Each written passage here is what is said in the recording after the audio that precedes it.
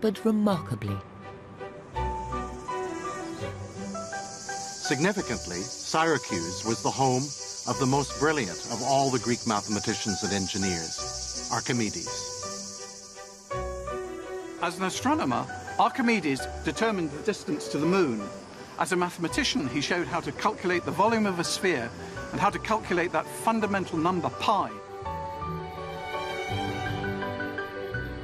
We believe that only a mathematician of Archimedes' status could have designed the Antikythera mechanism. As a brilliant inventor, he designed screw devices to lift water, and he designed machines with grappling hooks that could grab enemy ships out of the water. Archimedes lived in Syracuse in the 3rd century BC. At that time, Rome was challenging the power of Greek cities in southern Italy. If rich Syracuse could be taken, all of Sicily would come under Roman control. Led by the Roman general Marcus Claudius Marcellus, Roman legions laid siege to Syracuse in 214 BC. Archimedes is believed to have designed cranes to pull Roman ships out of the water. Then, after 2 years of siege, by trickery, Roman soldiers got inside the city. General Marcellus gave orders that the city should be sacked, but Archimedes' life be spared. But according to the historian Plutarch, a Roman soldier came upon an old man drawing circles in the dust. When he refused to obey an order, the legionnaire ran Archimedes through with his sword.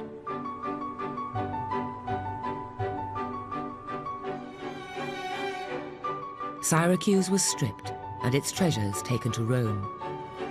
Just 2 valuable objects were personally taken by General Marcellus. He states they were machines belonging to Archimedes. These, the team believe, might be early versions of the Antikythera mechanism.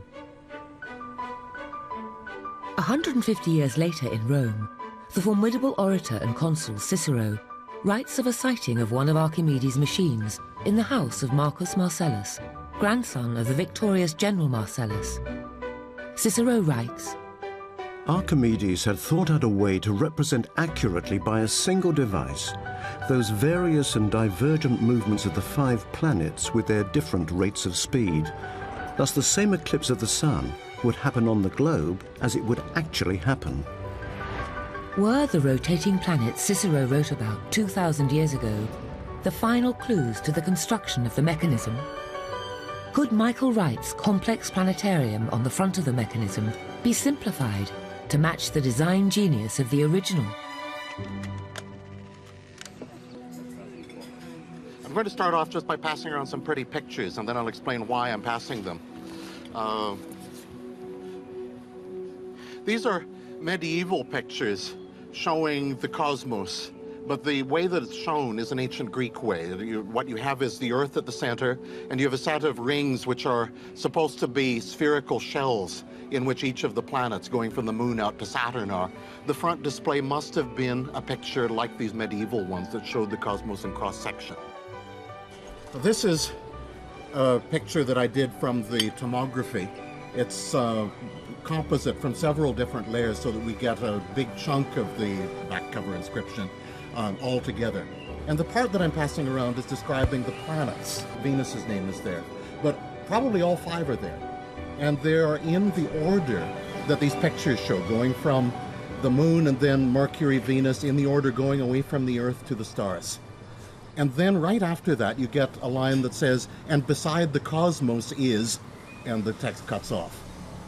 Now, my idea about this is that the front display must have been a picture like these medieval ones that showed the cosmos in cross-section. Now, I began to think, how can you mechanize these planets so it exactly predicts their positions in a way that's simple and not over-complex? Mars is what I started with. You'll notice it's got 4 gears, it's got a pin in the slot, and it looks, in principle, almost identical to the moon mechanism. That's Mars. This is Jupiter. Very similar, 4 gears, pin in the slot, exactly the same sort of thing. And this is Saturn, which, at a quick glance, you might think is the moon mechanism. it looks identical. Moon goes around once a month, Saturn goes around once every 30 years. And you finally end up with all the planetary mechanisms in here. I was just amazed. They all fit to create the cosmos on the Antikythera mechanism. Just like on Michael Wright's planetarium model, but much, much simpler. That coincides exactly with Alex's picture of the cosmos. I'd love to take credit for discovering these things, but I think I was rediscovering what the ancient Greeks did.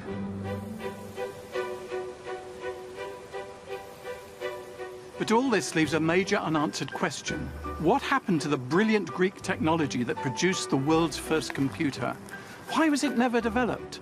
Why was it lost from the Western world? As first the Greek world declined, followed by the collapse of the Roman Empire, historians believe Greek scientific texts were passed east. By the 4th century AD,